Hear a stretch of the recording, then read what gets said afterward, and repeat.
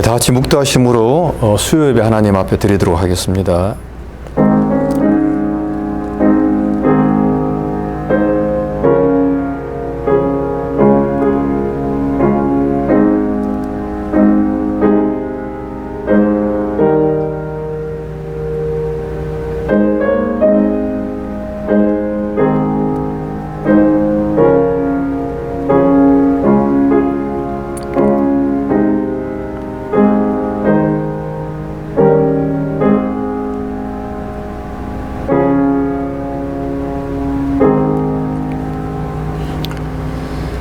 여호와께서 내 음성과 내 간구를 들으심으로 내가 저를 사랑하는도다.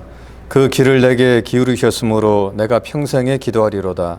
사망의 졸이 나를 두르고 음부의 고통이 내게 미치므로 내가 환난과 슬픔을 만났을 때에 내가 여호와 이름으로 기도하기를 여호와여 주께 구하오니 내 영혼을 건지소서 하였나이다. 여호와는 은혜로우시며 의로우시며 우리 하나님은 자비하시도다. 아멘. 사도신경 하겠습니다. 전능하사 천지를 만드신 하나님 아버지를 내가 믿사오며 그 외아들 우리 주 예수 그리스도를 믿사오니 이는 성령으로 잉태하사 동정녀 마리아에게 나시고 본디오 빌라도에게 고난을 받으사 십자가에 못 박혀 죽으시고 장사한 지 사흘 만에 죽은 자 가운데서 다시 살아나시며 하늘에 오르사 전능하신 하나님 우편에 앉아 계시다가 저리로서 산 자와 죽은 자를 심판하러 오시리라. 성령을 믿사오며 거룩한 공예와 성도가 서로 교통하는 것과 죄를 사하여 주시는 것과 몸이 다시 사는 것과 영원히 사는 것을 믿사옵나이다. 아멘. 다 같이 기도하겠습니다. 참 좋으신 하나님 아버지, 크신 은혜와 사랑 감사합니다. 오늘도 저희를 이 예배의 자리로 불러주시고 또 하나님을 섬길 수 있도록 은혜 허락해 주심을 감사합니다. 이 시간도 우리의 마음을 다하고 또 뜻을 다하고 성품을 다해서 살아계신 하나님께 예배 드리며 하나님을 섬기는 복된 시간이 될 수 있도록 은혜 베풀어 주시옵소서. 하나님 특별히 정진희 집사님을 기억하여 주시고 뜻하지 않은 질병으로 인해서 지금 어려움 가운데 있습니다. 하나님 도와주셔서 하나님 속히 치료될 수 있도록 은혜 베풀어 주시고 주의 도움과 또 주님의 은혜로 그 질병을 잘 이겨낼 수 있게 하나님께서 역사하여 주시옵소서. 하나님 완전히 회복되어서 또 정상적인 삶을 통해 하나님께 영광 돌리는 귀한 가정이 될 수 있도록 도와주시고 또 특히나 하나님 그 가정에도 또 전염이 되지 않도록 하나님께서 붙들어 주시옵소서. 하나님 우리 사랑하는 유수들 주님께서 기억하시고 어린 자녀들 가운데 주님께서 함께해 주시며 주님 지금 방학 기간에 있습니다. 하지만 이 방학 기간 동안에도 참으로 저들이 생활을 잘 감당하게 도와주시고 하나님 성경도 보게 도와주시고 또 기도하는 어린 믿음의 자녀들 될 수 있도록 은혜 베풀어 주시고 학업도 잘 감당하는 귀한 자녀들 되게 하나님께서 도와주시옵소서. 하나님 또 대학 진학을 앞두고 있는 우리 학생들도 있습니다. 하나님 그 학생들 가운데 더 큰 은혜 베풀어 주시고 낯선 환경 가운데서도 주님 바라보면서 학업 잘 감당하는 귀한 자녀들 되게 하나님께서 은총을 베풀어 주시옵소서. 하나님 특별히 사랑하는 선교사님들도 하나님께서 기억하시고 그 선교사님들 위해 하나님 은혜와 평강에 늘 함께해 주시고 하나님 그 선교 현장에 비록 힘들고 어렵지만은 그곳에서도 하나님의 영광을 드러내며 또 주님 바라보면서 선교사에 끝까지 잘 감당하는 귀한 선교사님들이 될 수 있도록 주님 인도하여 주시옵소서. 또 이 시간 하나님 목사님 말씀을 증거하십니다. 그 증거하시는 말씀 가운데 주님 함께해 주시고 그 말씀을 통해서 저희 모두가 다 은혜 받으며 또 하나님의 사랑을 경험하는 복되고 귀한 시간 되게 하나님 인도하여 주시옵소서. 감사하고 사랑 많으신 예수님 이름 받들어 간절히 기도드립니다. 아멘.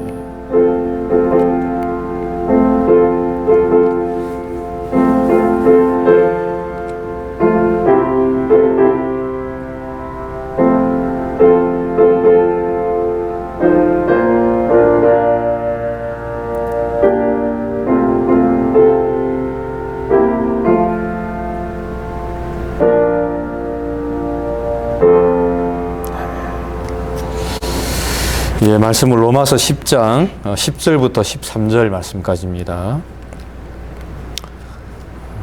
사람이 마음으로 믿어 의에 이르고 입으로 시인하여 구원에 이르느니라. 성경에 이르되 누구든지 저를 믿는 자는 부끄러움을 당하지 아니하리라 하니 유대인이나 헬라인이나 차별이 없습니다. 한 주께서 모든 사람의 주가 되사 저를 부르는 모든 사람에게 부여하시도다. 누구든지 주의 이름을 부르는 자는 구원을 얻으리라.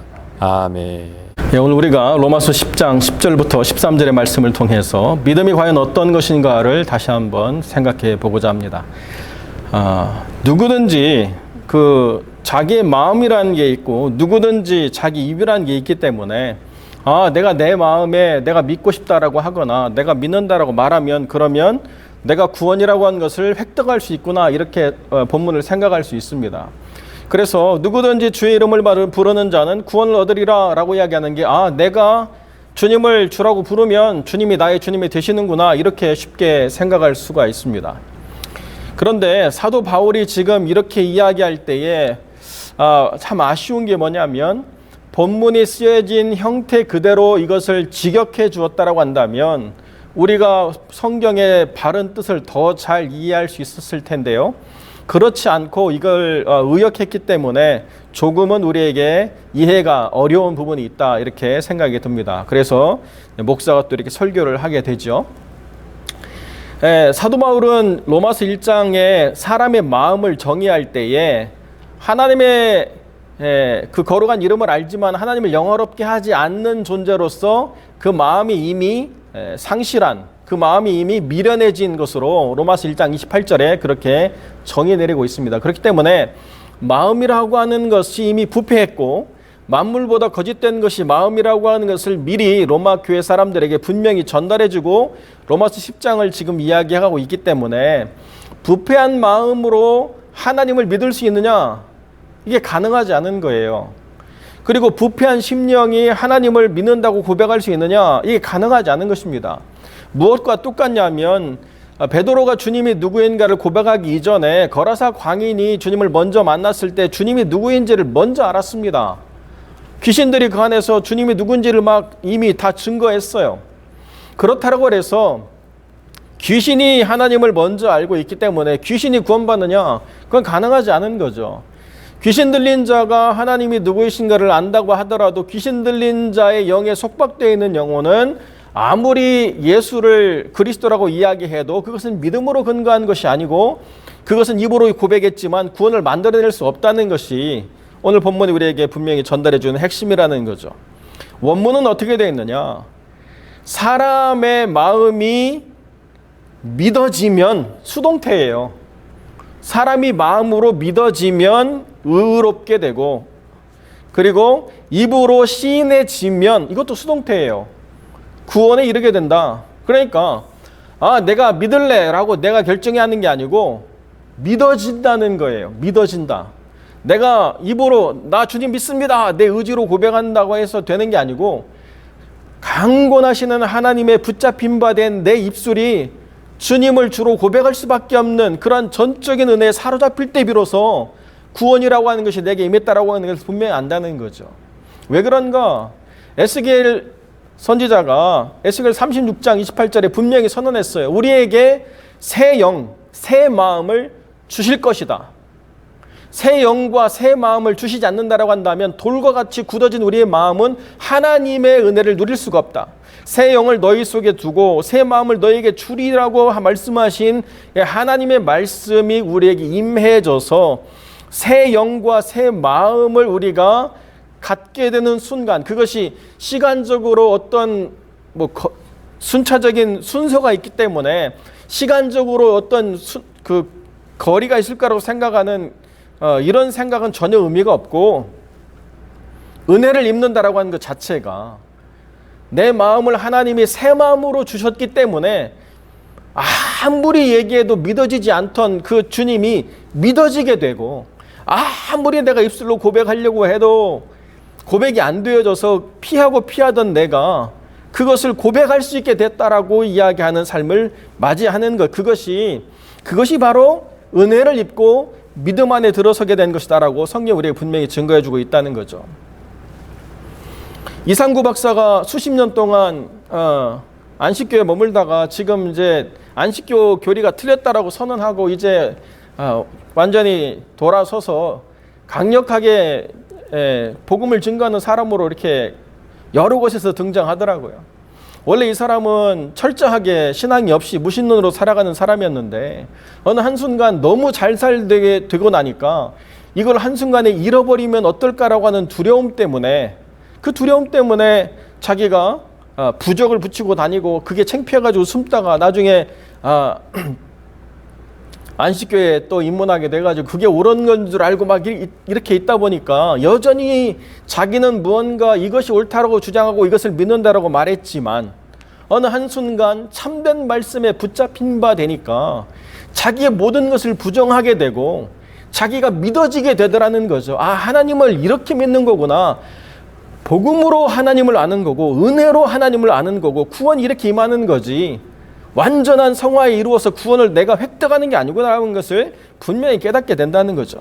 유대인이나 헬라인이나 차별이 없이 한 주가 되게 하신 것은 사람의 노력으로 되어질 수 없는 것들을 주님이 이뤘기 때문이라고 하는 것을 우리에게 분명히 가르쳐주고 있다는 것입니다. 그렇기 때문에 누구든지 주의 이름을 부르는 자, 이거는 물론 차별 없는 하나님의 은혜를 이야기하지만 그 이전에 더 중요한 게 뭐냐면 사람의 의지나 노력이라고 하는 것은 개입할 수 없는 전적인 하나님의 은혜라고 하는 것을 우리에게 얼마나 강력하게 이야기해 주는 것이냐. 이걸 분명히 우리가 이해해야 된다는 거죠.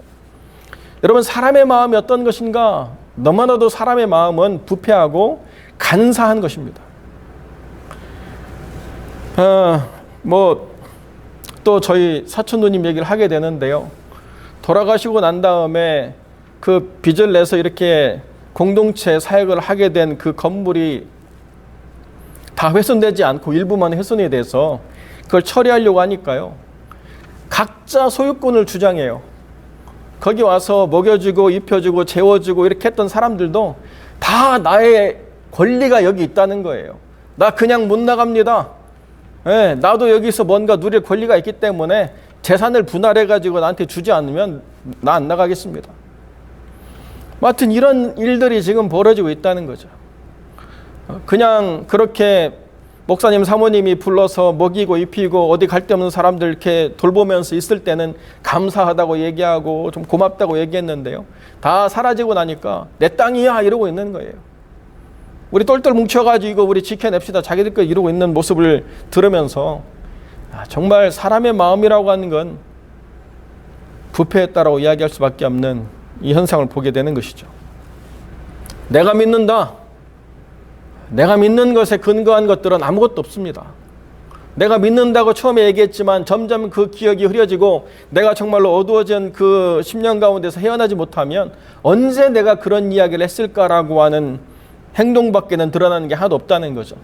믿음이 있었던 한때 뭐 그런 이야기하는 이야기들은 너무나도 많이 있습니다. 내가 한때는 정말 교회 열심이었습니다.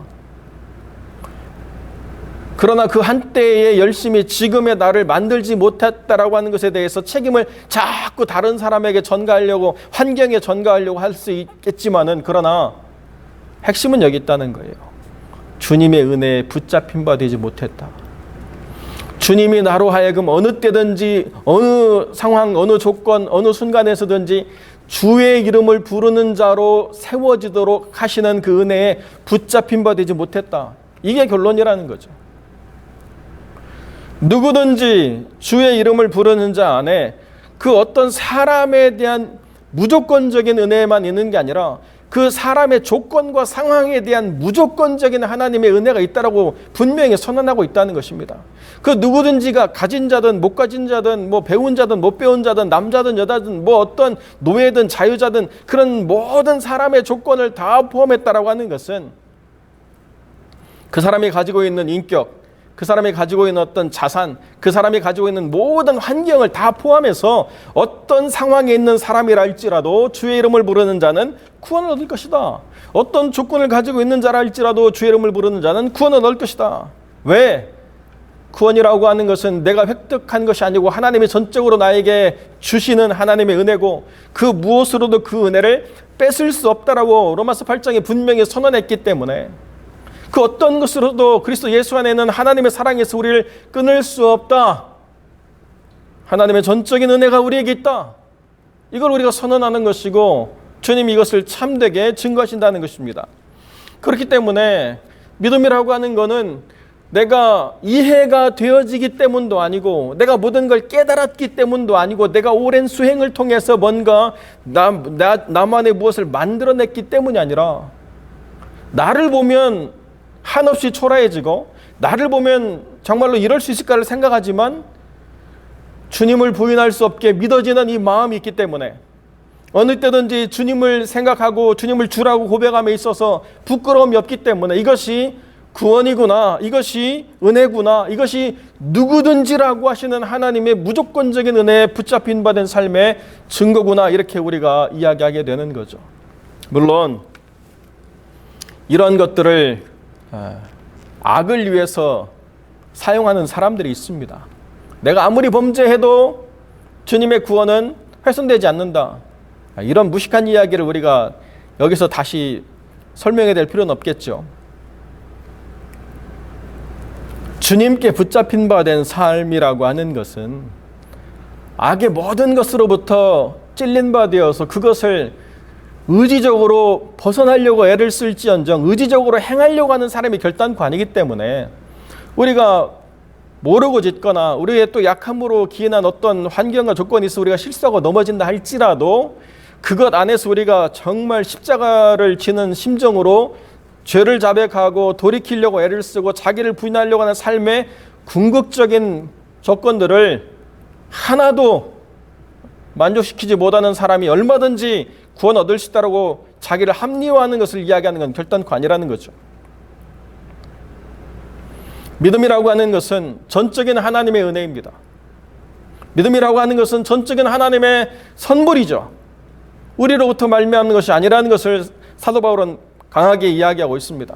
그렇기 때문에 로마 교회의 성도들이 지금 주어진 이 상황 속에서 두렵고 힘들고 낭망되고 절망한 이 모든 상황들 속에 복음이 위로가 되고 우리의 받은 구원이라고 하는 것이 얼마나 우리의 연약함을 넘어서는 전적인 하나님의 은혜인가를 다시 생각해 보라라고 사도 바울이 선언해 주고 있다는 것입니다. 자기의 피를 나눴던 유대인들은 그렇게 하나님의 말씀을 전달하는 충성된 사람들로 사용되었지만은 주님을 믿지 아니하고 그 은혜 속에서 들어오지 못했기 때문에 결국에는 예수 그리스도를 십자가에 못 박는 일밖에는 행한 게 없지만은 아무 공로 없는 이 헬라 교회가 어떻게 구원에 이를 수 있는가라고 이야기할 때 전적으로 하나님의 은혜 아래 겸비했기 때문에 하나님께서 그 모든 것을 선물로 주셨다.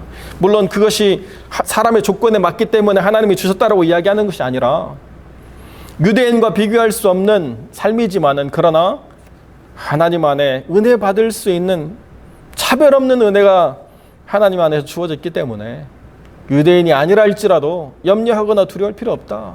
하나님께서는 그 구원을 결코 거두거나 또 하나님께서는 그 삶의 모든 환경을 방치하고 하나님이 절대로 개입하지 않고 여러분들을 고통 가운데 준다라고 말하지 않는다라고 성경에 분명히 이야기하고 있다는 것입니다.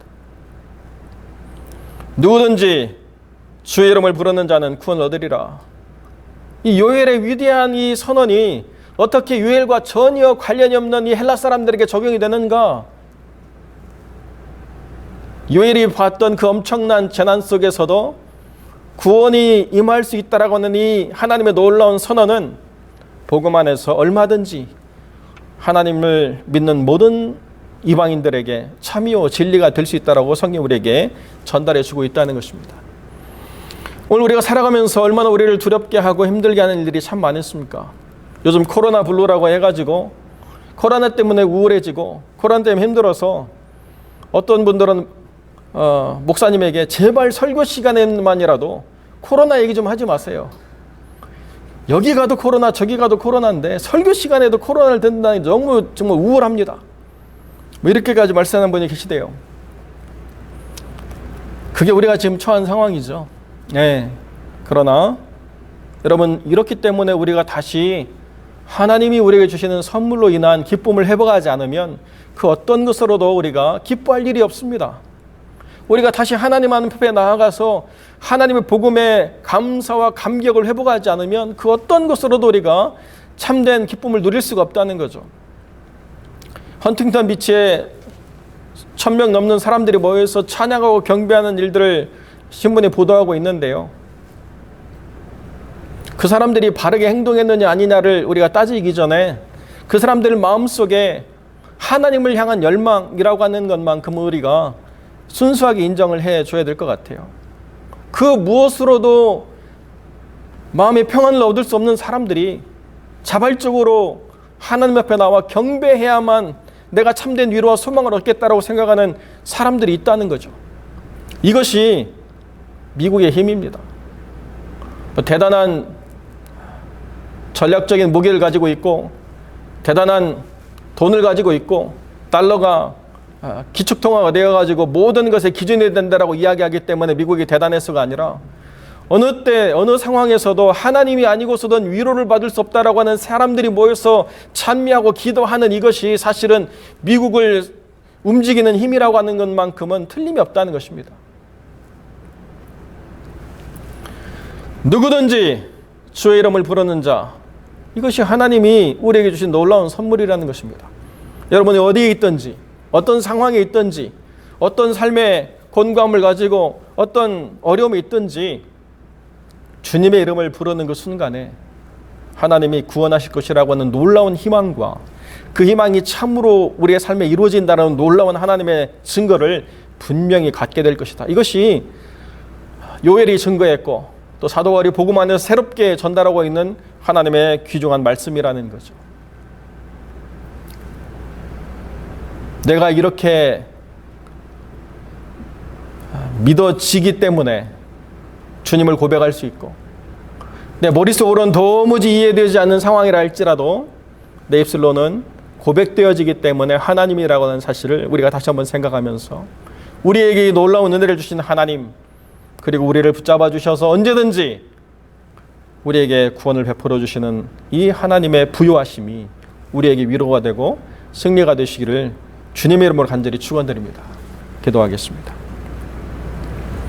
거룩하고 존귀하신 아버지 하나님, 만물보다 부패한 것이 마음이지만은 그러나 주님께서 우리에게 새 영을 주시고 새 마음을 주셔서 믿을 수 없는 우리의 삶이 믿어지게 하시고 입술로 고백할 수 없는 주님이 고백되어지게 하셔서 주님의 자녀 삼으시고 주님을 언제든지 부를 때마다 구원을 베풀어 주시는 놀라운 하나님이심을 우리가 다시 한번 생각하고 감사드리옵나니 우리의 삶에서 변함없이 물러섬 없이 주님을 주로 고백하며 항상 주님으로 인하여 구원을 맛보며 증거하는 복된 삶이 될 수 있도록 하나님 은혜를 베풀어 주시옵소서.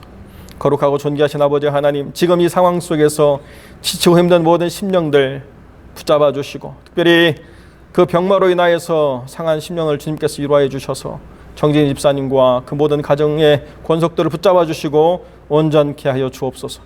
주님이 함께 해주실 간절히 소망하며 거룩하신 우리 주 예수 그리스도의 이름으로 기도드립니다. 아멘. 우리 주님 가르친 기도로 마치겠습니다. 하늘에 계신 우리 아버지여, 이름이 거룩히 여김을 받으시오며 나라 임하옵시며 뜻이 하늘에서 이룬 것 같이 땅에서도 이루어지이다.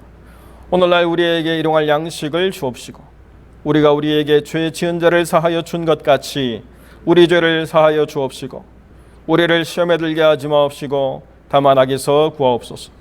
대개 나라와 권세와 영광이 아버지께 영원히 있사옵나이다. 아멘.